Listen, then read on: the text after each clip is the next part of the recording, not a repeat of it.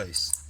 Okay, so what I'm doing here, I'm going to roll it forward till it's just putting a little bit of pressure on that end tooth. I've just backed these back just a little bit. I'm just going to put a little bit of tension onto it. I'm just going to have a little feel. You'll get a feel for it shortly. And we're not trying to go super tight, we're just trying to find that little happy spot, and then we're just going to nip it up.